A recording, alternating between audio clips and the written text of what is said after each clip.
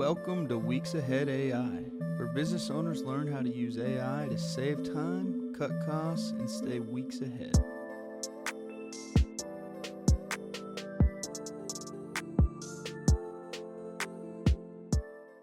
Why ChatGPT gives you bad answers sometimes, and what you can maybe do about it.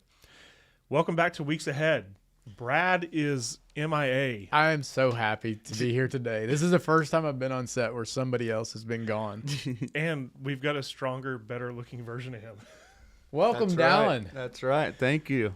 So Dallin has been editing and handling this podcast, pretty much everything other than talking, for the last 11, 12, 13 episodes? 18 episodes. So it's sort of a peek behind the curtains of who's making it happen here. Yeah. A true milestone. Lot of editing behind the scenes. Can only imagine. Just kidding. So Good to be here. Dallin, you use AI. I do. Which one did you start with? ChatGPT. Why? It's all I knew. All I had ever heard of. I mean, when I got started, it's probably been a year and a half or so now, and that's what I thought AI was just ChatGPT. That's 90% of the people. That's what they think. Right? Terry, does this not feel like talking to a business owner and saying, "Why do you do this?" And they say, "Because I am doing it. I use ChatGPT. It's what I know, and it's what I've always done." We're using AI. We are, and so one of the things we want to talk about today is how sometimes you get stuck using an AI model and you don't realize the changes and how good some of the other ones are, and then it starts to kind of open your eyes to how bad some are that you're using. Now, it's not to say ChatGPT is bad at everything. It's got some incredible strengths when it comes to marketing. I think probably because so many moms are using it, and so it's trained its model, and it's got 600 million something users across the world, so it's gotten really good dealing with people. But we're going to talk about some of the shortfalls and how to watch for that in your business. Would this be a good point to say that I finally, so I've been on ChatGPT, the paid version, I don't know the levels, but I've been on a paid version of ChatGPT for a year and a half. And last week I canceled my ChatGPT subscription. Wow. And if you've ever seen the movie Her, you know how big of a deal this is to Terry. It was almost like a divorce. Like I literally got to the point I was really excited about canceling it. Got to the point where I was ready to hit, and it said, "Are you sure?" I'm like, I don't know if I'm sure or not, but yes, I hit it. And then ChatGPT automatically changed your will. It changed everything else on your computer. Yeah, so I lost a friend last week. His light started flickering. That explains a lot. You've been acting different this past week. All of a sudden, I'm not smart anymore. Maybe smarter. Maybe smarter. So, Dallin, when did you discover a different LLM, and how did you compare it to using Chat? I mean, I don't remember the exact timeline of when, but I remember even, when these other ones kind of became, more into the scene, Claude, Grok, things like that. I think a lot of people kind of get stuck in ChatGPT, assuming that's what you've been using, like it already knows all my stuff. I'm very comfortable with it. Maybe the other ones could be better, but I'm perfectly content with what I've got here. And I've just in the past few months I've kind of started, I've got a Claude account now. I've been using that, and I've still got my ChatGPT and use it for certain things, but it's been good to see kind of where these different models are better at different things. And you've used Gemini as well? Not much. Not much. You should. Gemini's impressive. It's pretty cool. One thing you can do is if you delete your chat account, there is an ability to export your data. I'm in the process of doing that now. Basically exports a spreadsheet that's 50,000 rows long, and you can update it. You can upload it to whatever model you're using and say, "Learn this about me," which maybe you don't want it to based on what you've been asking it. I don't know. That's between you. The new model may say, "Hey, dummy." Yeah. Which I actually went back and looked last night. We talked a little bit more in depth back on episode 2 about kind of that process of how to do that, what you're just talking about. So if you're listening, go check out the second episode. So much value being brought by Dallin so early. I know. Brad's got a Hot giant seat. mountain to climb. We should do 2 more while he's gone, huh? Yeah. So, Terry, what was your first alert that you felt like ChatGPT was maybe not right for you? Well, I think for me, it took me a long time to really understand, like, where is it getting answers? And so understanding the science behind it, like all an LLM is predictive. So it's not interested in facts. So, and that was a big misconception for me. It's more interested in giving you an answer than it is giving you the correct answer.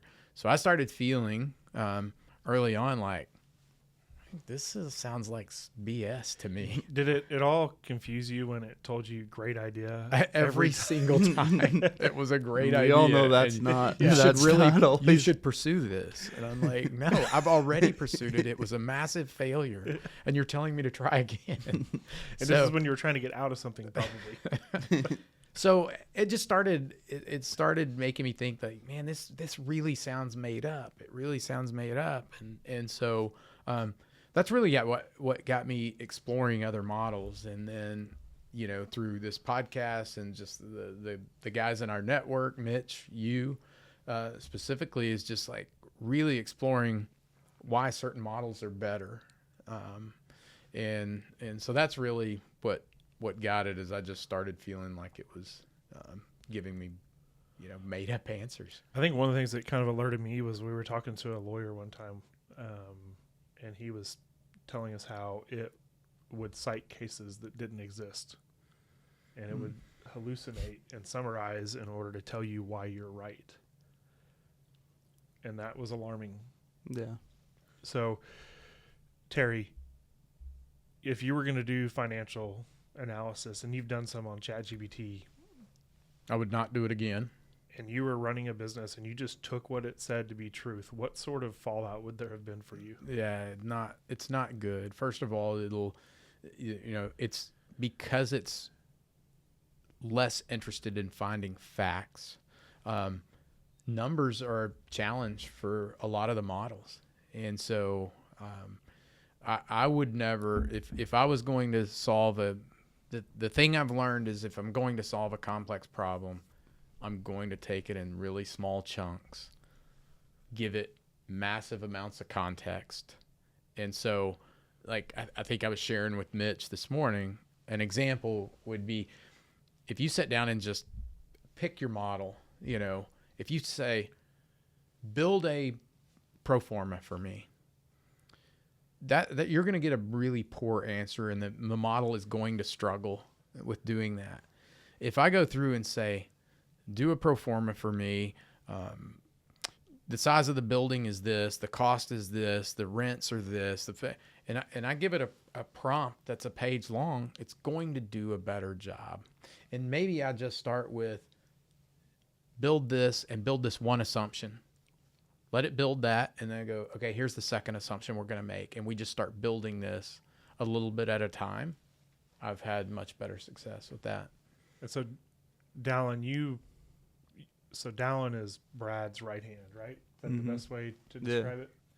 And you have your hands in how many different businesses that you're helping with? Well, he's only one hand, so he can't have both. And he's Hands, probably the plural. left hand. He's probably the left hand. How many different businesses do you touch? Oh man, at least 4 or 5. Did you find that when you were trying to work on projects in chat that it would confuse which business you were working in?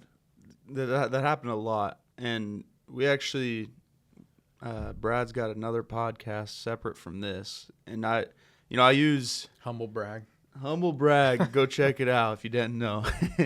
But I use AI to help me with kind of the outlines and stuff, and it would just start weaving them in together.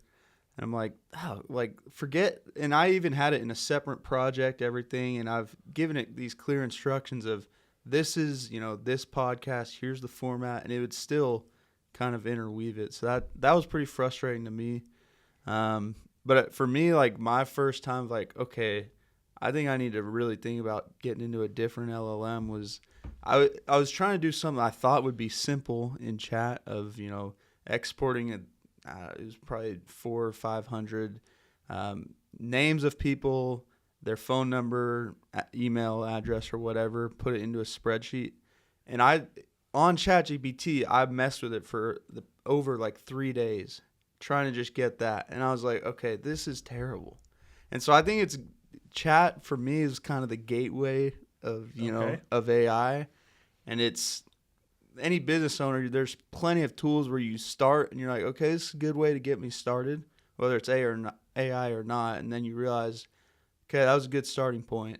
What else is out there for me? So it's like how some employees were good enough to get you where you are today, but not necessarily the ones you need to get you where you're going. That, and I would also say that just kind of understanding all of these models and sort of how they're built helps us go build something that's really, really going to be good for business. Right. And I've learned, if your AI strategy is to use Claude, it's a bad strategy. It's not going to work for you. And so by understanding the limitations to these, I think has really helped us do a better job developing the product that we're developing. Yeah. One of the things that I see as a problem with it is when you turn the memory on, like it's really cool at first, but then when you try to go to a different discussion or different conversation, and ChatGPT, make no doubt about it, creates a massive bias towards the user. And so it's really concentrated on your past chats. And if you try to change topics or jump into a different silo, it still pulls in reasoning from what you're doing in another business or some other part of your business that you don't really want it applying here. And so the memory sometimes turns into a bad thing, but it's either have it or don't have it. There's no really in between with the way the current LLMs are set up. Mitch, you talk a lot about when we talk about getting bad answers, I've heard you always talk about context window. And I would assume most listeners don't understand what that is and why that can cause a bad answer. Can you talk about that? It's kind of like a game of telephone. So every time you ask your AI model a question, it rereads your entire thread. And then it gives you an answer. But then what happens is that context window gets longer and the chat gets longer. There's much more text for it to read through. So what it'll start to do is it'll start to summarize parts of your earlier conversation. And so if you're working on a real estate deal or a finance deal and you're trying to figure out if you should buy this piece of equipment, if you should lease this building, if you should sell this building, well, it may read 3 or 4 of the data points that you have at the top. It may forget what interest rate, but it knows you need an interest rate, so it plugs a random one in, and then it gives you a number and says that'll be $8,400 a month. Like, I'm pretty sure it should be 6 or 12. Yeah. But if you're not paying attention to it, you're like, cool, now do it over 12 months, and then add this, and then add this. Like, you end up with a number that does no good. You have to go back, reread your entire chat, and then you're building an Excel sheet again because it didn't save the data. So imagine you're writing a paper. This all happened to us in high school or college. You're typing on a Word document. This is before autosave happens. You're on Word 500, and then you hit the wrong button, and it deletes the whole document, and you have to write it again. It's not going to be the same document anymore. Yeah. Everything kind of changes. So I think, and a lot of times people get frustrated with it, and if they don't understand why this is happening, it gets really frustrating. You're just like, AI isn't going to work for me, or I hate ChatGPT, or I hate Grok, or I hate, and so I think really understanding that. Somebody described it to me one time as, if you have this table and you're continuing to feed information from one end, once it gets to the other end, it starts falling off. And so that's like a context window is the table, and anything that gets pushed off the other end, it no longer considers it. And so you can have a thread that is too long, and it's just start over. Yeah, no, a lot of times if I'm doing something that I know is going to be a 4 or 5 step process on solving a problem, when I get to the end of the first solution, I'm like, okay, summarize this answer for me. I'll copy and paste it, go to a new thread and say, here was step 1. Now we want to do step 2. Yeah. Otherwise, you just end up with this convoluted mess at the end. It's like, I wasn't trying to go here at all. Mm-hmm. Right. Right. I think that happens a lot. Especially when I was starting out, I thought I kind of really focused on the chat and like the chat name and the folders. And I'm like, oh, this is my, this project. I need to talk to it here. And I would go, you could scroll for forever because I'm like, oh, this is that chat. And it would start feeding me crap, like you said, and it would get really slow. just kind of bogged down. And I think it's kind of like a problem with AI in general is, because once you get to that point, you start getting bad answers, like you said. And a lot of people just take whatever it says to be fact, not really checking its logic, what it's saying, why it's saying. Y'all go back, all the time saying, ask it why, push back on it. Don't just take everything it says to be fact. That's that's a little hack that I use is when I have it do something complex, I specifically will ask it to show your work. Explain to me how you got to this answer. And I was working with somebody yesterday on a project, and she was questioning what I don't think this is right. And I go, well, ask it. How did it come up with this answer? And so then it walked through its logic, and you're like, okay, I see where its logic was flawed, or I see where I should have given it more context. So in this case, it was right. But by showing your work, it gave you a level of confidence. Because again, Dallin, these models are trained to give an answer. Mm-hmm. It's not interested in giving you the right answer. It's going to give you an answer. Yeah. And a lot of times you've got to add more context as you go. Like, no, that's actually why this doesn't work for my business. Oh, gotcha. That changes everything. And then it starts over, and that's where it misses some of the earlier context. That's my favorite, is you give it one little meaningless nugget, and all of a sudden it changes its thought. Oh my gosh. Oh, you're just now telling me this? I can't believe it. Well, sometimes it'll pull random stuff, like you're in Minnesota, and it applies market conditions for Minnesota. It's like, I'm in Dallas. Oh, didn't realize that. And a lot of times I've never had that happen. Oh yeah, because like Terry, as a business owner that was in manufacturing, like, you understand the importance of vertical integration. Well, this is where Gemini and Grok have a huge advantage, because they own a lot of their own compute and data centers. So if you don't own your own, you're at the mercy of someone else, right? Well, what do you think happens if the supply for a Claude or a ChatGPT is low on compute power? What do? Use less compute? They throttle you down. They start moving slower, and answers come slower. They start summarizing more. They'll change how the model's working. And this has happened to ChatGPT twice on new rollouts.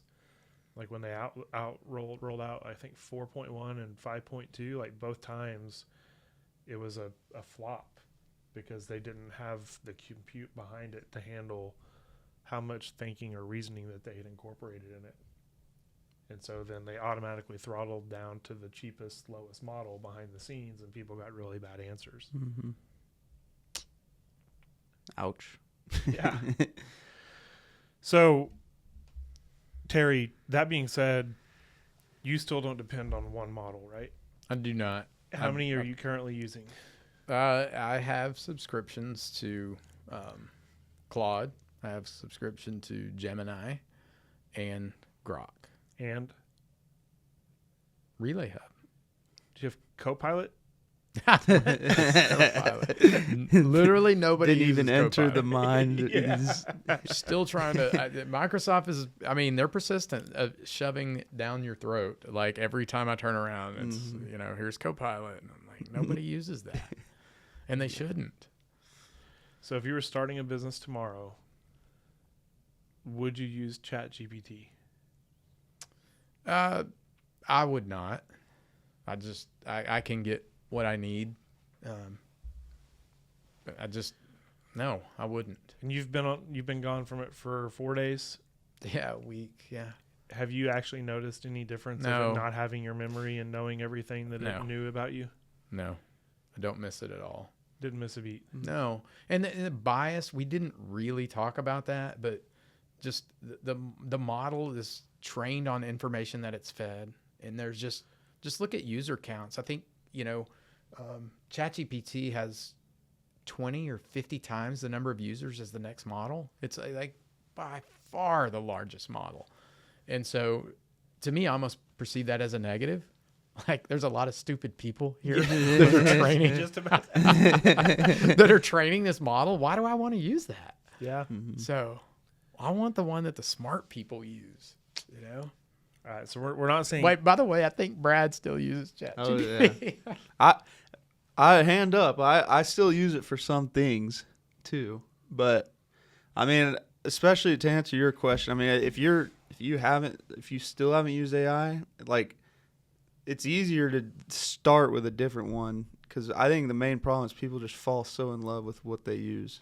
But like to Terry's point, it's not gonna be the end of the world to switch over. It sounds scary and it feels like you're cheating on your wife or something, but that's not the case. You know, you can make the switch, and I think the sooner you do it, or at least explore what else is out there. This isn't like, you know, you have to cancel this one and go to the other. You can still have a couple or try out other ones and see what's out there. Okay. That's awesome. So if you're using ChatGPT, cool, but we would encourage you to pressure test some other models. And kind of one last point is ChatGPT is introducing ads soon. And I've already done it, right?